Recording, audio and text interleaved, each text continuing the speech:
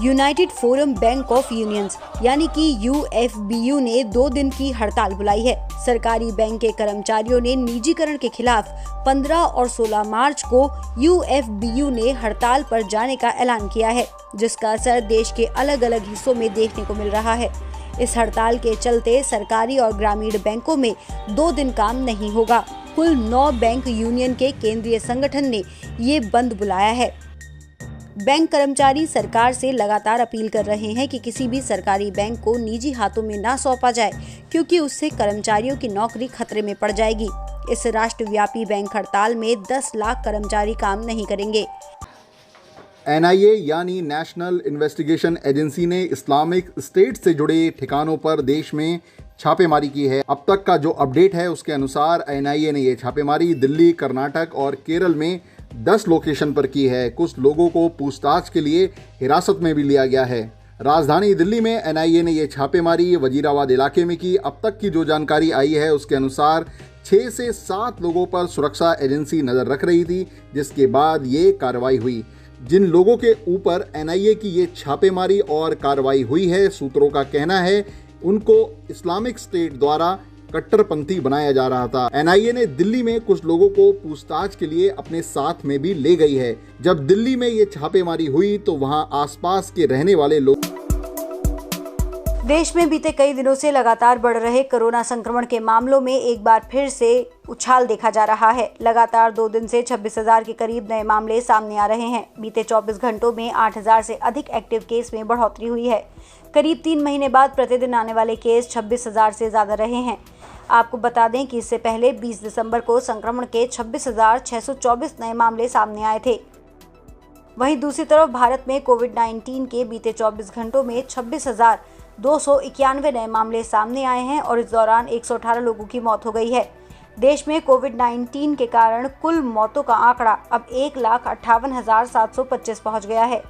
वहीं मंत्रालय ने बताया है कि देश में कुल संक्रमितों का आंकड़ा 1,13,85,000 को पार कर गया है। भारत में अब तक 1,10,07,000 से अधिक लोग कोविड-19 से ठीक हो चुके हैं।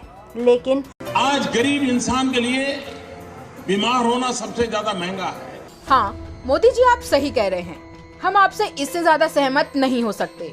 अब मरीज का बीमार पड़ना महंगा पड़ेगा, क्योंकि अगर वह बीमारी से न मरा तो हॉस्पिटल के बिल से मर जाएगा। क्योंकि नई दिल्ली स्थित अखिल भारतीय आयुर्विज्ञान संस्थान यानी एम्स में साल 2025 से पहले कोई डेट नहीं मिलेगी। यहाँ मरीजों के लिए न ही ऑपरेशन थिएटर खाली है और न ही बिस्तर। बड़ा सवाल यह है कि मोदी जी द्वारा घोषित किए गए एम्स कहाँ हैं? क्या वह सब भी एक जुमला था?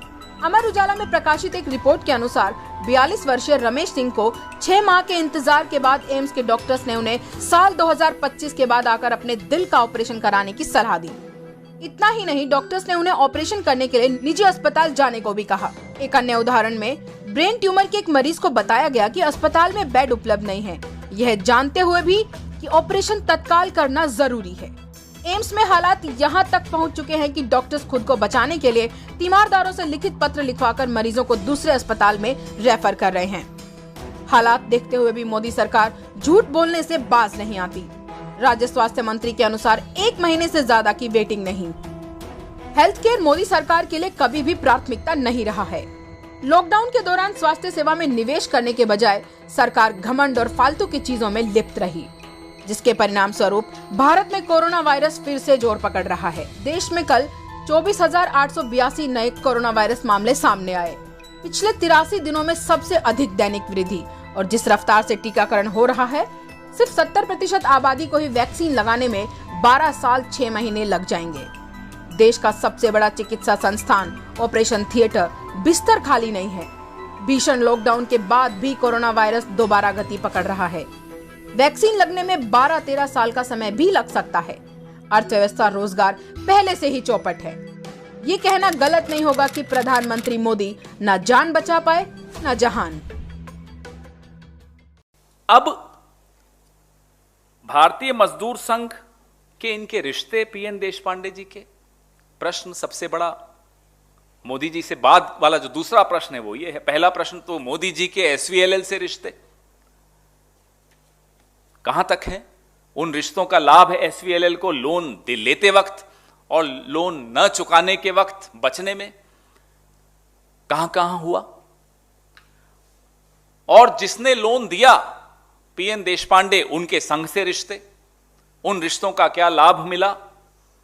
ये एक नेक्सस है जिसमें संघ भी है, जिसमें भारतीय जनता पार्टी भी है, जिसमें प्रधानमंत्री जी खुद सरेआम शामिल दिख रहे हैं। गडकरी जी का तो आपने कल सुना ही। जो भुगत रहा है वो है छोटा इन्वेस्टर, वो है जो अपनी पसीने की, खून पसीने की कमाई, गाढ़ी कमाई बैंकों में रखता है। कई उदाहरण हम आपको यहां बैठकर दे चुके हैं कि कैसे एनपीए हुए, कैसे बैंकों ने बड़े बड़े उद्योगपतियों को लोन दिए, कैसे एनपीए हुए। यहां तो एनपीए की श्रेणी में रखने में भी हाथ कांप रहे थे बैंक के, क्योंकि एसवीएलएल के रिश्ते इतने प्रगाढ़ थे नरेंद्र मोदी जी से। यहां तो विलफुल डिफॉल्टर कहने में भी थर थर कांप रहे थे ये लोग, ये रिश्ते थे उनके।